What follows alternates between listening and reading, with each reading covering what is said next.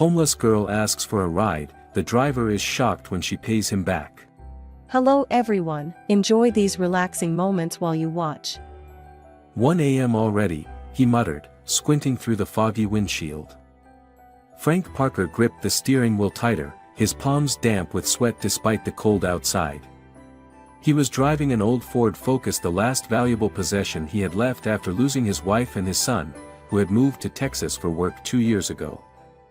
He had just finished a late-night shift at the frozen food packing plant. He was running later than usual because one of the sealing machines had malfunctioned. Only a few elderly workers remained on the shift, clinging to their jobs. In his mind, the voice of James, the plant supervisor, echoed a man in his 40s who liked to act self-important. "Old man, we might have to cut the night shift next week. Budget's getting tight." Frank didn't respond. He knew exactly what that meant. They were trying to slowly push out people like him, old, inefficient, and with no one to fight for them. As his car turned onto the road by the abandoned warehouse, a shadow moved along the edge. Frank furrowed his brow and slowed down. Rain pelted sideways, but the headlights illuminated the figure of a child, or more precisely, a little girl standing still under a broken street lamp. Her hair was matted to her face, her soaked clothes clung tightly to her small frame. Her face was streaked with mud, but her wide, vacant eyes were clearly visible. Frank rolled down his window and called out. "Hey there, sweetheart. What are you doing out here? It's pouring." The girl didn't answer. She simply walked closer, her steps silent, almost gliding over the puddles. When she reached the car, she stared at him for a moment before speaking. "Can I get a ride?" Her voice was hoarse, emotionless, like someone relearning how to speak after a long silence. Without another word, Frank unlocked the passenger door. "Get in, you're drenched." She climbed in. No words. No shivering. No thank you. She just sat there, staring straight ahead. Frank glanced at her, scratched his head. "What's your name? Why are you wandering around this neighborhood alone at this hour?" Silence. He tried again, softer this time. "Did someone hurt you? I can call the police." "No," her voice was barely audible. "I just need to get to the old metro." Frank flinched. The old metro? He knew the place, an underground station shut down in 2006 for structural maintenance. Now it was a haven for rats, junkies, and debt dodgers. No sane person went near it. "You sure? What are you doing there?" "I know the way. Just take me to the entrance." This time, she turned to him, her eyes piercing cold like a frozen lake. There was no pleading in them, only a quiet command. Frank didn't know why he agreed. Something in her tone made it impossible to say no. He restarted the engine. "What's your name?" he asked, without thinking. "Sophia." The old car rolled forward in the rain, heading slowly toward the abandoned metro. The streetlights had all gone dark. The smell of mold, garbage, and old syringes rose from the gutters. Frank felt a chill crawl down his spine. "Do you have family? Where are your parents?" he asked, his concern growing. Sophia remained silent. When the car stopped in front of the entrance, blocked by decaying wooden boards, the girl opened the door and stepped out without looking back. Frank leaned out and called. "Hey, Sophia. Do you need me to?" But in the blink of an eye, she had vanished into the shadows of the underground passage. Rain fell harder. Wind gusts rattled old metal sheets against the walls with a harsh clang. He sat frozen for a few seconds, heart heavy. Something wasn't right. Not at all.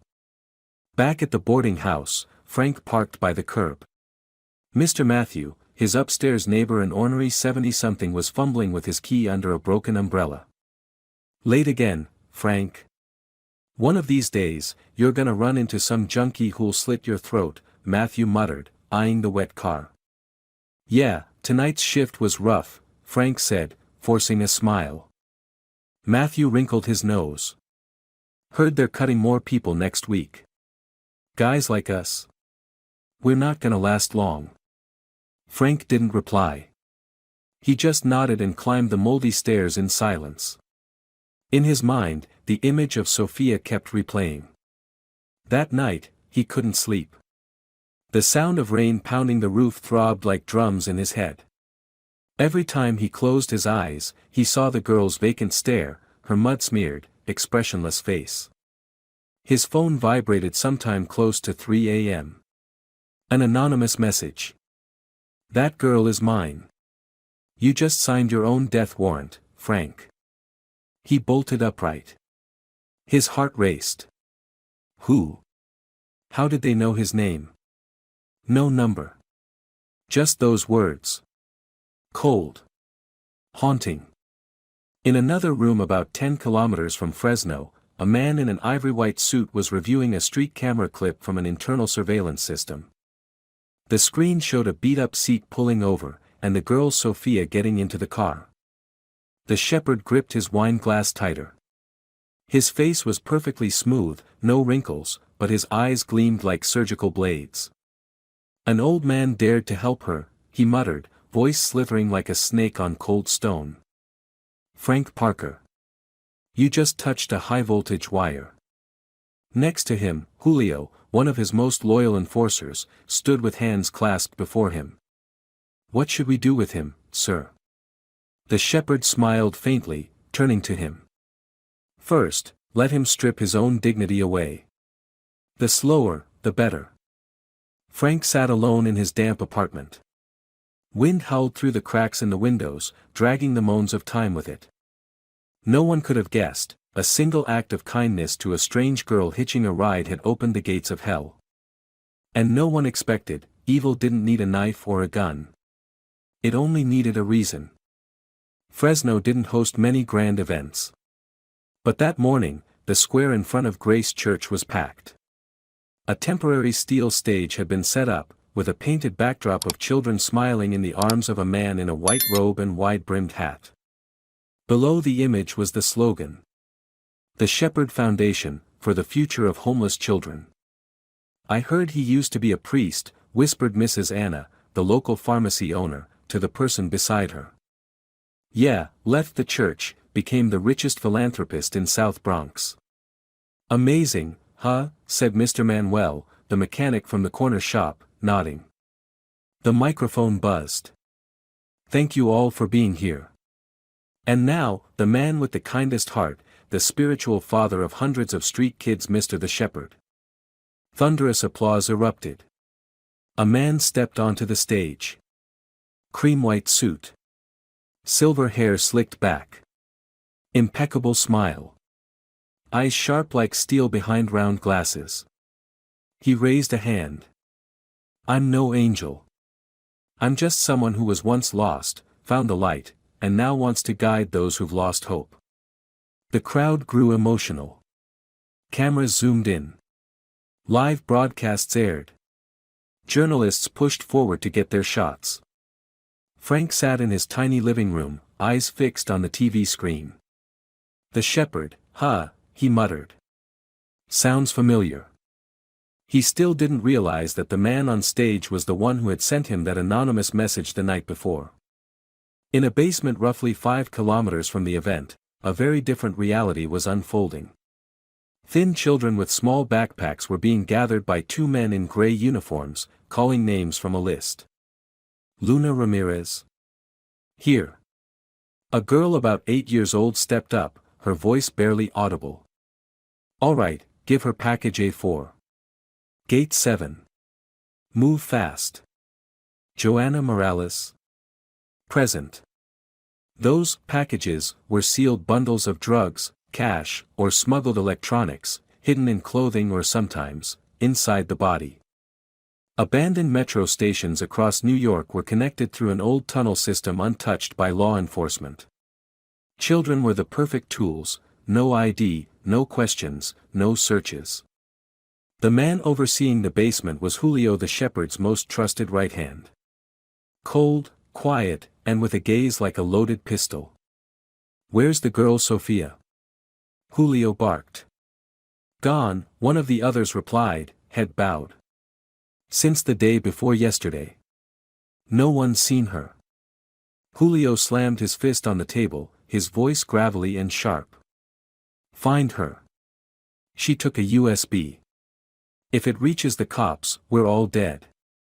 Sophia wasn't a normal child. Since the age of 10, she had been trained as a decoy. Her mission was to approach targets, exchange packages, then vanish instantly. No birth certificate. No address. No friends. No family. Just a code number. But she was different from the others in her eyes. She didn't submit. Her fire hadn't gone out. 3 weeks earlier, while delivering a package at Grand Central Station, she had accidentally witnessed Julio beating another child to death for using the wrong gate. That night, she snuck into the shepherd's office, a hidden room on basement level 3, secured by a 4-layer system of fingerprint scanners and passwords. With a USB drive concealed inside a statue of the Virgin Mary, she fled.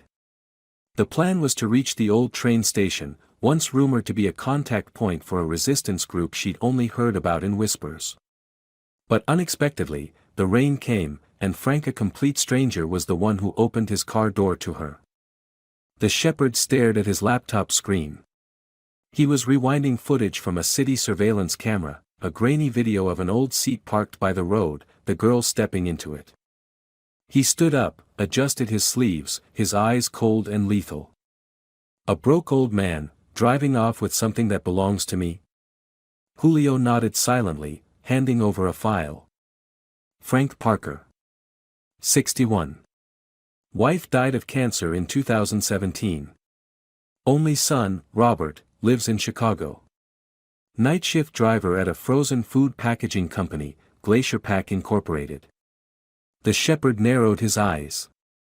Any money? No. Savings account shows only $700. No assets. Perfect, he smiled. He has nothing to lose. Makes him easy to destroy. Julio asked in a low voice. Should we take him now? The shepherd shook his head. No. Let him fall on his own. We just give a little push. The next morning, as Frank was making coffee, he heard a knock at the door. When he opened it, there was a yellow envelope lying on the doorstep. No one in sight. He looked around, then picked it up. Inside was a printed color photo, clear and high resolution, of him opening the car door for Sophia. The image had been taken from a high angle. Every detail visible. Attached was a small handwritten note. $20,000. 3 days. Deliver in person. No police. Frank's mouth dropped open. 1,000 questions flooded his mind. Who? Why? What the hell is happening? The phone rang. A man's voice came through, calm, but chilling. Good morning, Mr. Parker. I trust you received your little gift. Who the hell are you? Frank shouted. What is this? What do you want? It's simple. You gave a ride to a girl who belongs to my system. That makes you a threat. I didn't know anything. I just saw her standing in the rain. And you think that's reason enough for mercy? The voice chuckled. Mr. Parker, I don't run a charity. I run an empire. And empires don't tolerate accidents. Frank started to shake. I don't have money. I'm a retired worker. Then start selling. Your car. Your watch. Your pride. Your life. Anything that converts to cash. I'm begging you, please spare me, his voice cracked with desperation. A pause. Then. You have 71 hours left. Click. Frank collapsed into a chair. Sweat poured down his face as if he had just finished a marathon. His hands shook violently, knocking his coffee mug off the table. The nightmare had officially begun. Somewhere else, the shepherd stood in his office, raising a glass of wine. A rat. A trap. A lesson for anyone who still believes in kindness. Julio asked. What if he goes to the police? He won't, the shepherd replied. He's the kind who survives through fear. And we are masters of fear. He smiled and set down his glass. On the table lay a second USB copy. Inside were hundreds of files: money laundering, shipments, torture videos, and a list of children who had vanished without a trace. Sophia, he muttered. You think running is enough? I'll drag you back dead or alive. The next morning in Fresno, the sky was still gray, as if covered by a giant funeral shroud. Frank woke up after a sleepless night, his head pounding, heart racing. The blackmail letter and photo still sat on the kitchen table, like a bloodstain that couldn't be wiped clean. He sat there, staring at them, holding a cold cup of coffee. This can't be happening, he whispered. She's just a kid. A knock at the door startled him so badly he dropped the cup. Coffee spilled across the table, dripping to the floor like diluted blood. He shakily got up and opened the door. Standing there was Lucy Barnes, an old co-worker from the factory, now working at the wholesale market selling newspapers. Frank. Are you okay? She asked, holding a bag of bread. Lucy, what brings you by this early? Saw your lights still on. You look like you've seen a ghost. Frank opened his mouth but couldn't find the words. He just stepped aside and let her in. They sat at his small kitchen table, surrounded by broken ceramic and spilled coffee. Lucy looked around, concerned. Frank, are you hiding something? He swallowed hard, his voice rough. Lucy, if someone framed you, if someone made up a story about you, what would you do? I'd go straight to the police, she answered without hesitation. Frank looked down. Said nothing. What did they do to you? He pointed to the wall. Lucy got up, walked over, and saw a photo pinned to the corkboard with thumbtacks, a clear image of Frank and Sophia. Who is this girl? I don't know. I met her that rainy night. She was alone. I just gave her a ride to the old metro station. Lucy turned sharply. That place? Are you insane? Do you know how many stories there are about that hellhole? Frank gave a bitter smile. I didn't think. She looked cold, wet, so small, like Elena when she was little. The name of his late wife softened Lucy's tone. She sat back down and sighed. Has anyone contacted you? Frank nodded, then told her everything from the message and the phone call to the $20,000 demand. Lucy slammed her hand on the table. We have to go to the police. This is clearly organized crime. Frank immediately shook his head, panic rising in his voice. No. He said if I report it, he'll release a clip. A video of me, handing her a package. What? But you didn't. I didn't. But he edited it. Used some kind of tech. AI or whatever. Lucy's eyes widened. Deep fake. Frank nodded. His knees trembled. I don't know what to do. I'm broke. They gave me 3 days. Lucy squeezed his hand. Listen, I know someone. His name's Jack Rains. Used to work for the FBI. Cybersecurity expert. I'll call him. An hour later, Jack, a man in his 40s with a ponytail and a gray hoodie, was seated at Frank's old laptop, typing rapidly. Give me the USB. Frank hesitated. He sent me this, with the fake clip. Jack inserted the USB and opened the video file. On screen, Frank appeared next to his car, handing a small black package to Sophia. She took it and walked away without turning back. The lighting, camera angle, and movements looked disturbingly real. Lucy covered her mouth. Oh my God! Frank groaned. I swear I didn't do anything. Jack nodded, eyes glued to the screen. This is next-gen deepfake. They spliced surveillance footage, then used motion simulation software matched lighting, shadows. This is organized crime. Can you erase it? Frank asked, a flicker of hope. No. This is just the copy sent to you. The original is stored on their servers, likely overseas. If I touch it, they'll know. Lucy jumped in. Then is there any way to fight back? Jack paused. There is. But it's dangerous. It takes time and Frank would have to be ready to lose everything. Frank whispered. I've already lost almost everything. That afternoon, Frank went to the bank. He stood in line like a ghost among the busy crowd. At the counter, the clerk looked at him with concern. You want to withdraw your entire savings? Your balance is $712. Frank nodded silently. Outside, he stared at the small amount of cash in his hand, nowhere near what they demanded.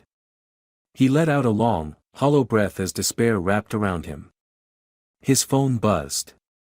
A new message. 72 hours remaining, 48. With a smiling emoji. Frank nearly threw up on the spot. Night fell, and Frank returned to his rundown apartment. The phone rang. He didn't want to answer, but he had no choice. Dear Frank, the shepherd's voice rang out, sweet as honey laced with poison. That bank visit today, fascinating. You're watching me? Frank shouted. Who are you? I'm a philanthropist, the voice chuckled. A man decorated by the mayor. A man with 23 children who call him father. And you, what are you? Frank was silent. I'll show you how easily truth can be bent. A bitter old man, driving a girl into the shadows, handing her a suspicious package, and then denying it. That's a lie. I didn't. Who will believe you? The shepherd cut him off. A child? A video? A photo? Or all three? Honor is the cheapest commodity in the age of social media, Mr. Parker. Frank gasped, his voice cracking. What do you want from me? I want you to collapse. To self-destruct. How does it feel, when no one believes you? Silence. I'll give you 2 more days. Then I'll make you famous. Don't thank me. Click. Frank threw the phone against the wall. It shattered. He collapsed onto the floor, clutching his hair, sobs escaping his mouth like strangled gasps. Lucy walked in just then. She ran to him and wrapped her arms around him. That's enough, Frank. We're not letting them win. I swear. He looked up. Tears streamed down his face, but his eyes had changed, they now burned with anger. In basement level 2, Julio replayed the call recording. The shepherd stood beside him, gently stroking the head of a 12-year-old boy, smiling. He's starting to crack, Julio said. The shepherd nodded. With just a bit more pressure, the crack becomes a collapse. He turned to the boy and whispered into his ear. Would you like to become the best messenger we've ever had? The boy nodded. He didn't know he had just signed a pact with the devil. On the 3rd day, Frank woke up feeling like his heart was caught in a steel vice. 3 sleepless nights blurred the line between dreams and reality. He staggered out of bed, hair uncombed, when the phone rang again. It wasn't the shepherd's voice this time. It was James Walker, shift supervisor at Glacier Packing, where Frank worked as a delivery driver. Frank, get to the company right now. It's serious. What's going on? He stammered, feeling like he'd fallen into a furnace. You know what it is, James said slowly. Bring all the company keys. Meet me in HR. Frank nearly collapsed. In the company meeting room, James sat with 2 others, Martha Vance, head of HR, and Richard, the union rep. On the table was an open laptop, paused at a single frame, the fake video showing Sophia taking the package from Frank's hands slowed down enough to show every facial detail. Martha spoke first. "Mr. Frank, this video was sent to our shared HR inbox at 3 a.m. today. It came from an anonymous sender, labeled as undeniable proof." Frank raised his hands, face pale. "I'm being set up. That's a fake clip. They used face-swapping tech, scene reconstruction. You're telling us this entire thing was generated by software?" Richard interrupted, incredulous. "Yes. Someone's trying to destroy me." James folded his arms, raising an eyebrow. "Why would anyone want to destroy a retired 3-time driver like you?" Frank faltered. I don't know. I just gave a ride to a girl on a rainy night." The three of them looked at him like he was delusional. Martha spoke coldly. "The company is suspending your employment indefinitely, without pay, pending investigation. This is your official notice." "But I've worked here for 14 years. Richard cut in. "Mr. Parker, I advise you to remain silent. If you continue to deny this, we may have to involve the police." Frank's hands trembled as he stared at the paper in front of him. The bold black letters read, "Suspended due to suspected involvement in illegal activities." "I didn't do anything wrong, you don't understand. Please leave the premises." "We don't want police at our front door," James said flatly. Frank stood up. His hands were shaking so badly he dropped the keyring. The sound of metal hitting the floor rang out like nails in a coffin. He bent to pick them up, then quietly walked out of the building, head down. That afternoon, the tabloid The New York Times ran a front-page headline. "EX delivery driver tied to child trafficking ring." Below it was a photo taken by a street camera of Frank Parker with white hair, an exhausted face, holding the suspension notice, standing outside the company like a ghost in broad daylight. Lucy slammed the newspaper on the table. "They're playing dirty. Who leaked this to the press?" Frank sat in silence, staring into nothingness. "Everything is gone." Lucy grabbed her phone, calling Jack over and over. On the other end, his familiar deep voice finally answered. "I saw it. The story's everywhere now. Some comments are calling for him to be lynched. Can't you do something?" Lucy screamed. "They'll kill him. I'm tracing the IP that sent the email to the company. But they used cartel proxies, Cartel Mexico triple encryption. I need time." Lucy shouted. "We don't have time." Frank whispered. "There's nothing left to protect anyway." That night, Frank went to the corner market to buy instant noodles. But something in the air had changed. Teresa, the shopkeeper who used to ask about his joint pain, didn't look at him. As Frank stood in line, she stared at the screen instead. 2 ramen packs, and "We're out," she cut him off, not meeting his eyes. "I saw some under there." "I said we're out," she snapped, jerking her chin toward the door. "Buy it somewhere else." Frank froze. Behind him, a man muttered. "That's the guy from the news. Disgusting." A woman shook her head. "Probably lured that girl." Frank dropped his basket and left in silence.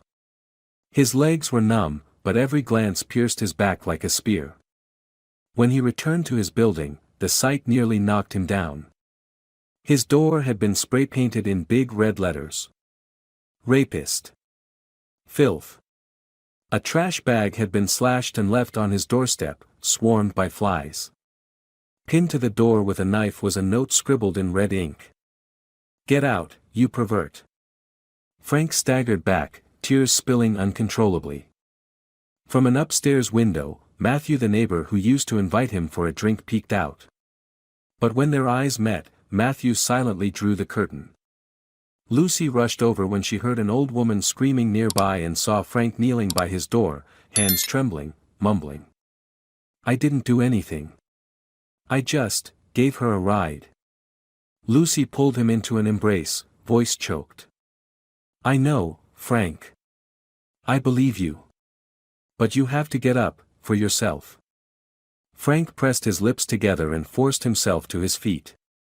His hand touched the red paint, sticky like blood. They want me dead, but I'm not dead yet.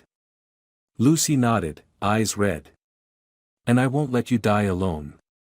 At a fancy cafe a few blocks away, the shepherd sipped espresso, eyes locked on his iPad. On the screen were hundreds of comments. Disgusting. Old freak messing with kids. Throw his body in the Mississippi already. Julio stood behind him, grinning. He's finished. The shepherd set his cup down and smoothed his sleeves. No. Not yet. This is just the beginning. Julio tilted his head. What now?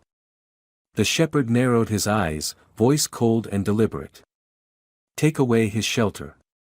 Let him learn there's no place for people like him. Julio nodded and picked up the phone, calling Calvin Morris, the landlord, a longtime pawn of the organization. Calvin. Time to throw the garbage out of the nest.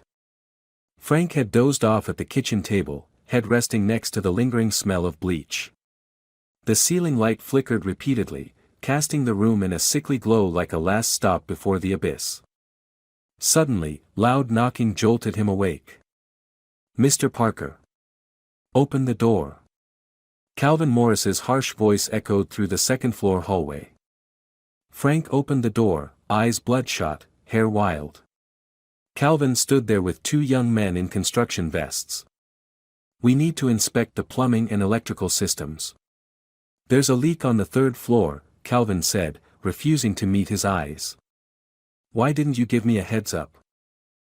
Frank didn't finish his sentence before Calvin cut him off. I'm under no obligation to. Your rental contract is the most basic kind, understand?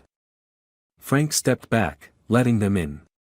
The two workers pried open the fuse box in the living room, knocked on the walls, and casually shut off the main power. What the hell are you doing? Frank shouted, panic rising. There's a hazardous leak. We have to cut off the electricity and water for 3 days to fix it, one of them replied while twisting the main water valve shut. Calvin walked over and patted Frank on the shoulder more like a slap. In the meantime, you should find another place to stay. This unit is uninhabitable for now. Uninhabitable? Frank yelled. I've lived here for over 6 years, never. Calvin lowered his voice, but his eyes gleamed with implication. We've received a few complaints, from neighbors. About inappropriate behavior toward minors. Frank stood frozen. You should know when to walk away, Parker. Don't make me bring the FBI in to help. The two workers dragged out a large black trash bag, stuffed his clothes into it, and tied it up like it was garbage. Lucy arrived at that very moment and saw the scene. She rushed forward. Calvin.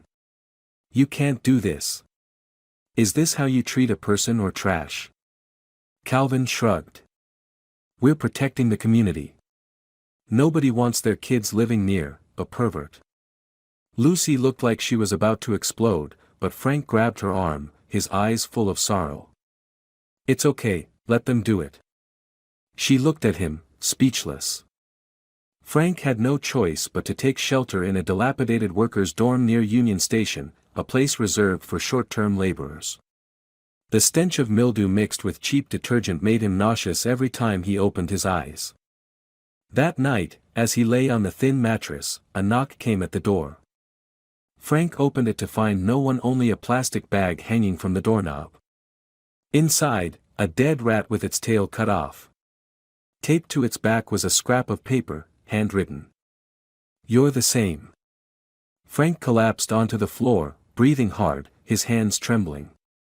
He didn't scream. He didn't call anyone.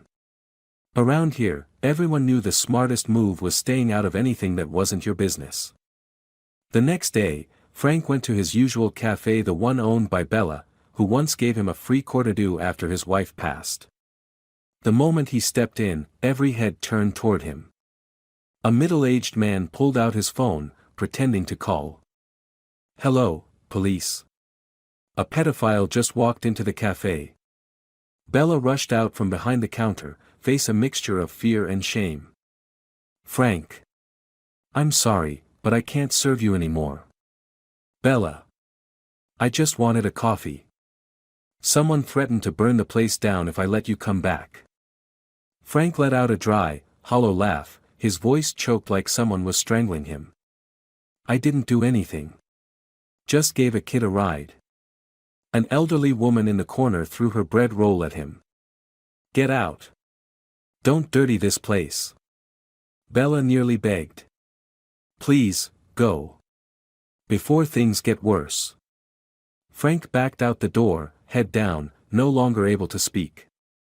Outside, it started raining again. Lucy and Jack found him later that day in a park near the station. Frank sat motionless on a bench, like a stone statue. His eyes were dull, his face ghostly pale. Lucy handed him a sandwich. "I picked it up at the market." Frank didn't take it. His voice sounded like he had aged 10 years overnight. "You know, back then, my wife said if one day I could no longer do anything useful, I should at least live with dignity. And now, even that, no one believes in anymore."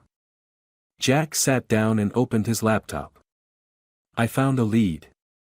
The original IP connected to the city camera, the one where you picked Sophia up, it's part of a highly secured internal server. Most likely linked to a criminal organization using the abandoned metro network." Lucy asked quickly. "So what can we do?" "I can create a reverse trace code, but I need access to that original server. Which means someone has to get me physically close to the abandoned station." Frank looked up. "I know the way. I used to take my son there when he was little. There's a back entrance near the old waste treatment plant." Lucy grabbed his hand. "Then you'll be the one to help bring them down." Frank pressed his lips together and nodded, though he spoke softly. "I don't care about bringing them down anymore. I just don't want to die like a rat." Jack zipped up his backpack, face grim. "Then live like the last person who lights a flame in the dark." In the basement control room, Julio gave an update. "The old man's been evicted, his door spray-painted, shunned by society. The diner, grocery store, neighbors, they've all turned on him. What's next?" The shepherd was polishing his white leather shoes with a velvet cloth. He stopped, looked up, and said, "Bring him back to us." "Kidnap him?" "No. It has to look like fate brought him to the wolf's den. Tomorrow night, a garbage truck will pass near the shelter. Plant a fake driver. Get him on board." Julio nodded. "Where to?" The shepherd smiled, eyes narrowing like a seasoned predator. "To the old warehouse by the Mississippi River. Where anyone who enters, only leaves as a corpse." That night, as Frank curled up in an alley, a blue and white garbage truck pulled up. The driver, a scruffy young man with a local accent, leaned out. "Hey, old man, you can't sleep here. Cops just cleared folks out this morning." Frank nodded faintly. "I'm just sitting for a bit." The driver watched him for a few seconds, then opened the door. "I've got a spot in the back. Clean, has water. If you're not too picky." Frank looked up, too exhausted to be cautious. He stepped onto the truck. The door slammed shut. The driver turned the wheel and hit the gas. Frank didn't know, his final destination was already set. The truck rattled as it took a winding dirt road to the outskirts. The stench from the back was overpowering, but Frank felt nothing. He slumped against the wall, eyes half closed like his soul had already left. "Where are we going?" he asked hoarsely. The driver said nothing. Dashboard lights cast half his face in shadow. A jagged scar ran from his mouth to his jaw, and his eyes were like ice. Frank tried to stand, gripping the metal railing. "I asked you, where are we going?" Suddenly, a thick arm reached out from the back seat and slammed into his neck. "Sleep tight, old man." Julio's voice was the last thing he heard before everything went black. Frank woke in utter darkness, cold and dead silent. His arms were bound tightly behind his back with zip ties, ankles secured to a metal pipe. The concrete floor was damp. The air stank of dry blood and mold like death itself. A ceiling light flicked on. The blinding glare forced him to squint. Before him stood Julio and another man, Thomas Evans. Bald. Tattooed knuckles reading, "Silencio." Smoking a Cuban cigar. Julio crouched, sneering. "Welcome to Mississippi, Frank. The place where souls learn they've lost their worth." Frank struggled. "Who are you people? Why are you doing this to me?" Thomas scoffed, blowing smoke in his face. "Because you're stupid." Julio laughed. "No, because you're kind. And in this world, kindness is a death sentence." Frank growled. "I didn't do anything wrong. I just gave a girl a ride." "Oh, that girl," Julio cut in, eyes suddenly dark. "She's the traitor. A clever little rat. And you were the door she used to escape." Thomas pulled a camera from his backpack and set it up on a tripod. "We're filming a confession. You'll read the script. If not, I'll break your fingers one by one." Frank panted. "You won't get away with this, the police will." Julio sat down and lit a cigarette. "The police? You think the police aren't ours?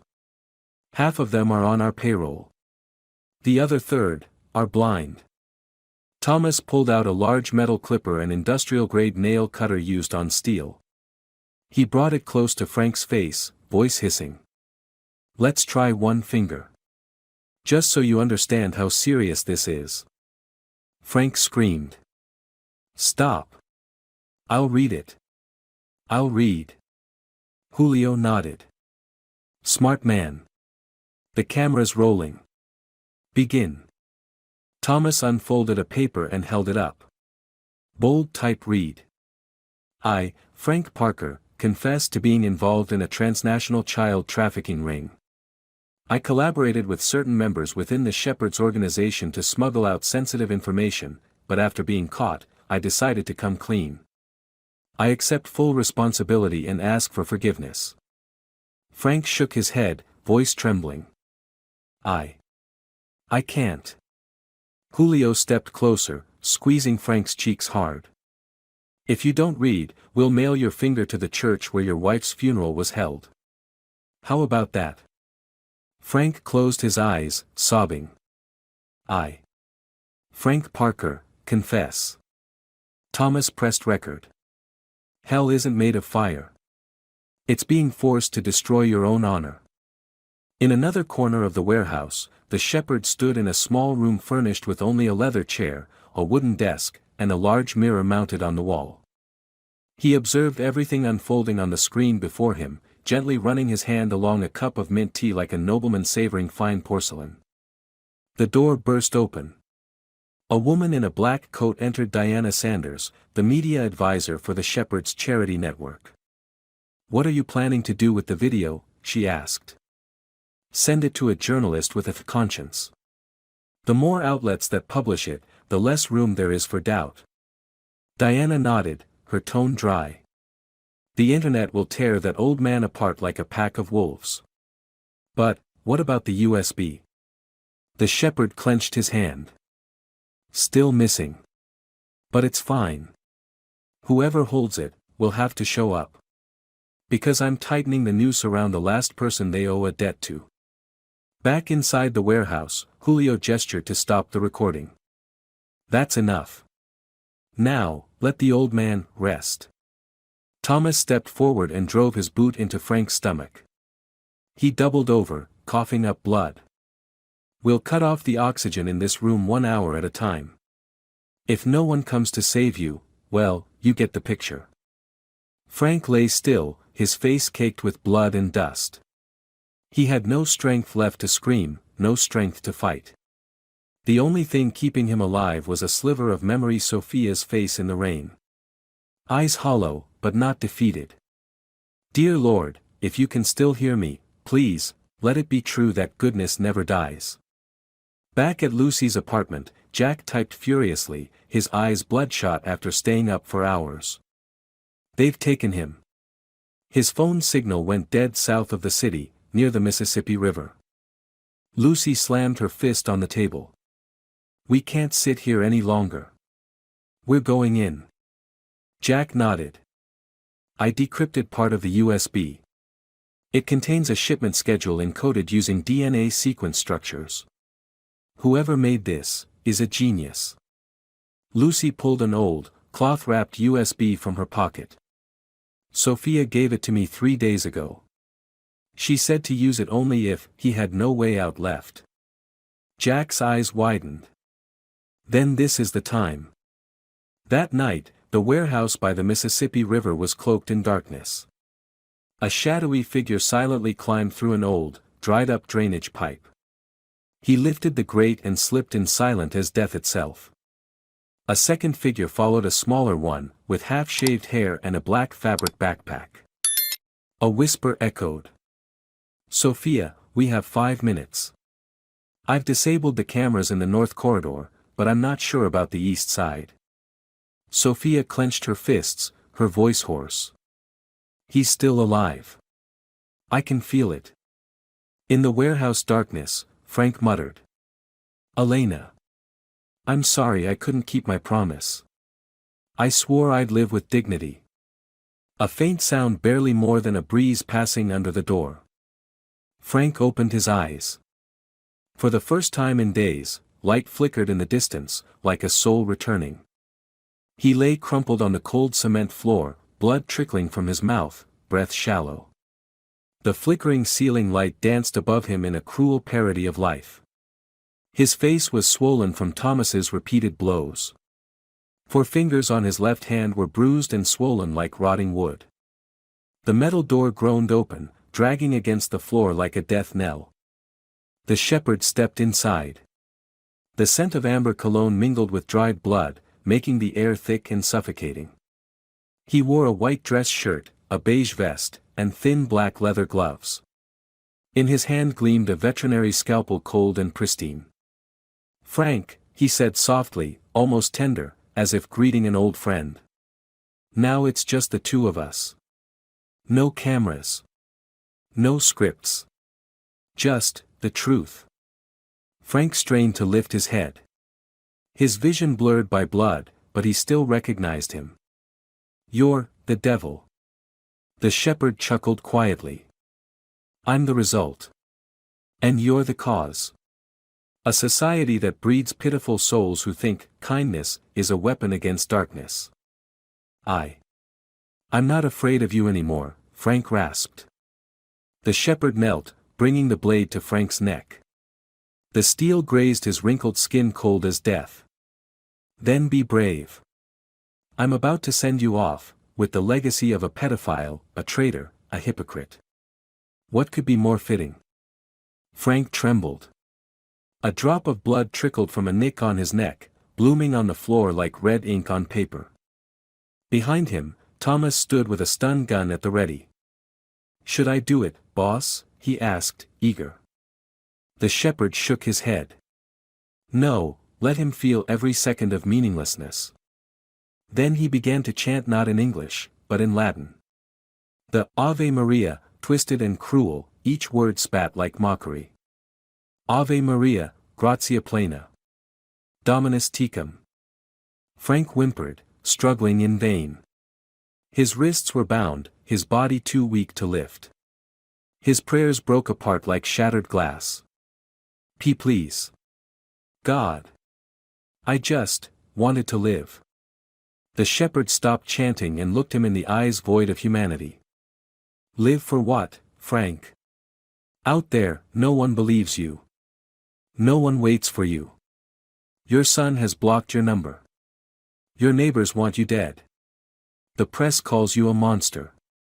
So why live? Frank didn't answer.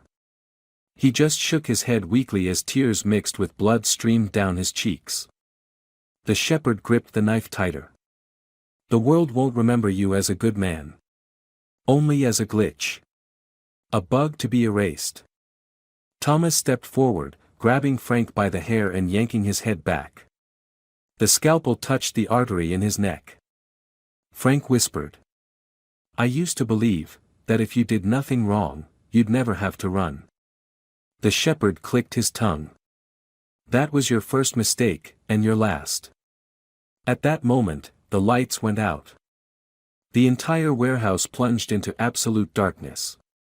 A second before the scalpel could slit Frank's throat, the whole building trembled like an earthquake. What the hell? Thomas screamed, stumbling back, hand hitting the stun gun's trigger. A deafening blast rocked the left wing. The side door exploded, metal and smoke everywhere. 6 shadowy figures in tactical gear and gas masks stormed through the smog, silent, swift, deadly. Damn it, police! Julio screamed from the mezzanine, grabbing a radio. All units, hold positions. But he didn't get to say anything else. 2 stun darts slammed into his chest, his body convulsing violently before collapsing. Thomas turned his gun on the intruders, but an electric whip lashed across his arm, sending the weapon skidding across the floor. He howled, but didn't get far. 2 armored figures pinned him down, smashing his head into the concrete. The shepherd backed away, still clutching the bloodied scalpel. Freeze! Shouted one of the 6, a female voice sharp as a blade. Drop the knife. Kneel. Now. The shepherd narrowed his eyes, raising the knife with a cold smirk. I've led hundreds of children through darkness. You think you can stop me with cheap law enforcement tricks? Her voice didn't waver. We're not the police. We're the justice you've run from. As the smoke cleared, one figure stepped forward, Sophia. No longer the soaked, trembling girl in the rain. She was now a warrior, eyes steel hard, head half shaved, the scar across her wrist still raw. Holding a stun gun, she marched toward him. Long time no see, father. The shepherd froze. Sophia.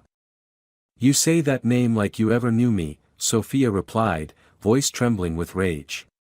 You didn't. You never did. To you, I was just a walking package. He sneered. And you think you've won? Can't you see? Everything you've done has gone exactly to my plan. You think justice can beat truth? Sophia stepped closer, gun pointed at his forehead. I don't need to think. I'll show the world you're no savior, just a butcher in angel's clothing. I'm a god in this world, Sophia. I decide who lives and who dies. Sophia gritted her teeth. Then today, you die, by the hands of the pawn you underestimated. Zap. A stun round hit the shepherd in the chest. He screamed, body convulsing, the scalpel clattering to the floor as foam spilled from his mouth and his head slammed against the cement. Sophia rushed to Frank's side. He was still breathing barely. His wrists were swollen, bleeding. Uncle, it's me. Sophia. Frank opened his eyes slightly, lips moving. You, really made it. I'm here. I'm right here. She knelt, cutting the restraints with shaking hands. Frank whispered, too weak to lift his head. I thought I was dead. Sophia wept, clutching his hand. No, you're going to live. I swear. Behind her, a teammate nodded and hoisted Frank onto his back, carrying him through the sewer exit. The remaining 5 secured the bound captives. Sophia turned to team leader Anthony Reed, a man in his 40s with brown skin and a special forces past. Do we have everything? Anthony replied. Recovered the main hard drive, backup server, encryption notebooks, and a drive with hundreds of hours of torture footage. Just need 10 minutes to activate live broadcast. Sophia nodded. Do it now. I want all of America to see the truth at exactly 3 a.m. At nearly 3 a.m. in New York, relay signal devices across Newark and Jersey City began to tremble. An unencrypted data stream was uploaded simultaneously from 3 separate servers, breaking through every known content-blocking algorithm.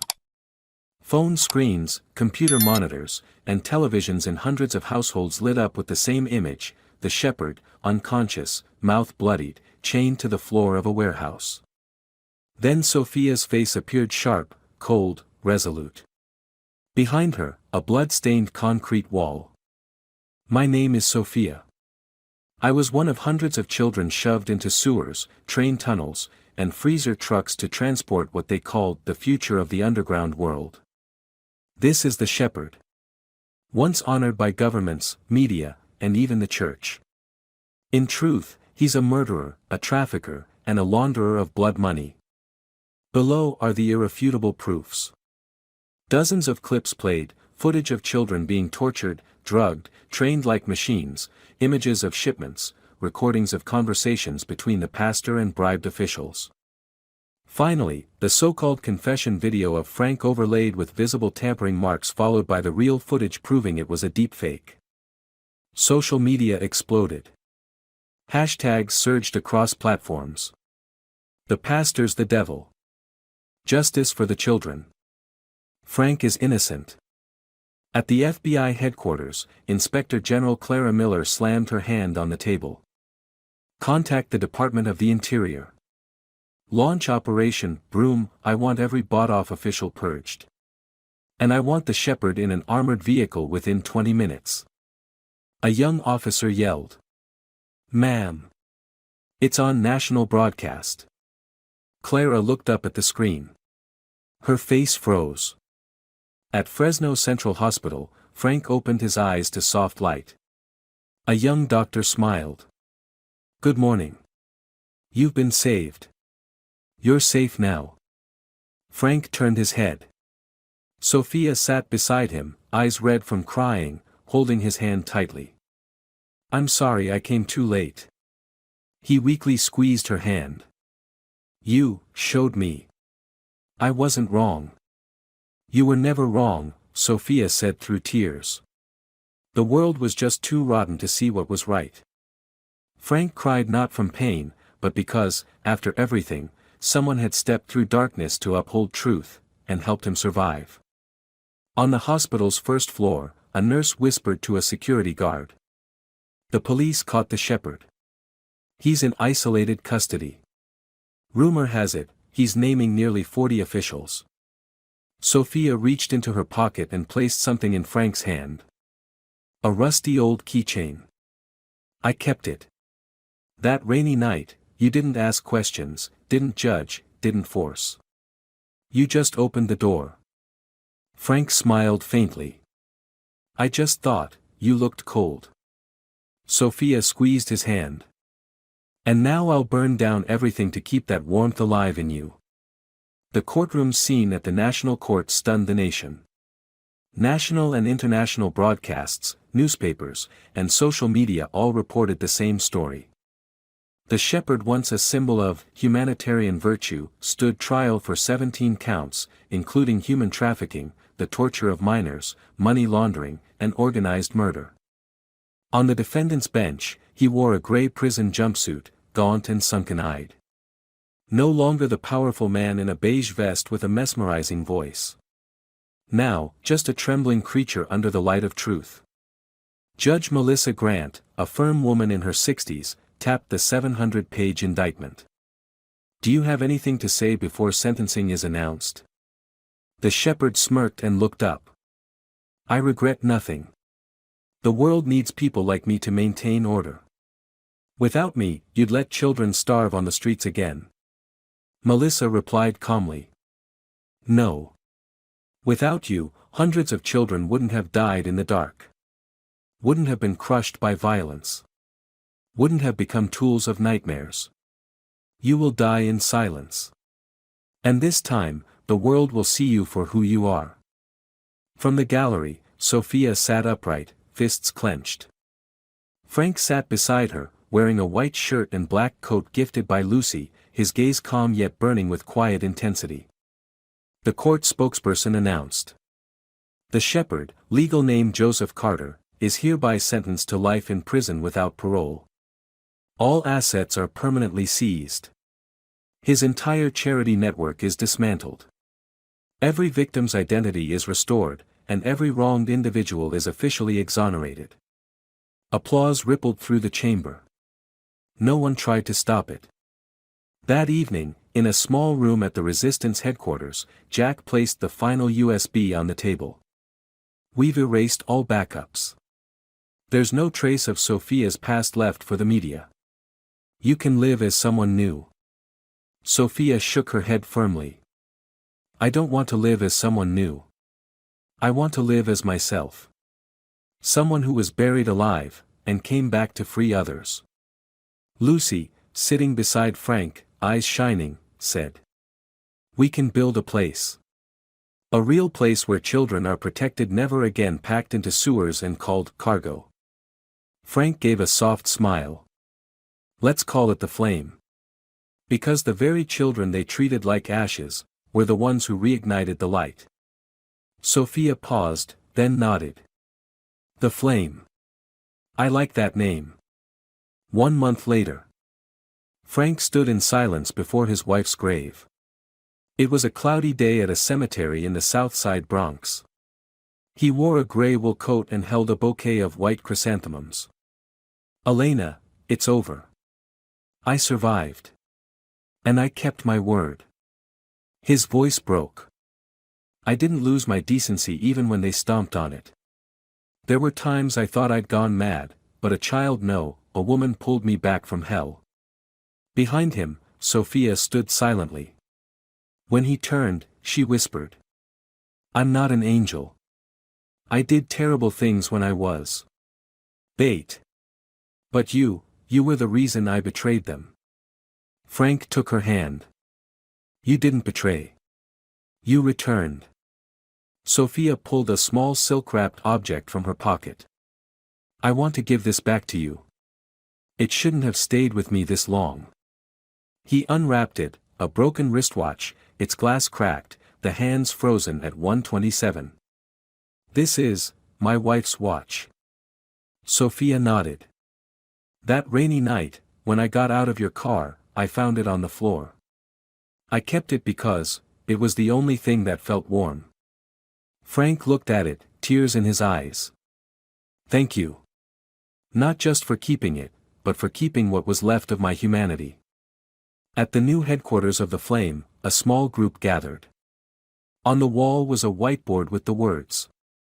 No one is born to be erased from this world. Lucy taught 3 newly rescued children. We are not victims. We are witnesses. And the duty of the survivor is not to forget but to tell the story. Jack, adjusting the security cameras, turned to Sophia. I submitted the application to the United Nations. Your project was accepted as part of the America's Human Rights Monitoring Network. Sophia let out a breath. Good. We start from zero now, and teach these kids that silence is never safety. Frank entered, carrying a cardboard box. What's this? Lucy asked. Files of unidentified victims. People who disappeared during the pastor's reign. I volunteer to handle the archive.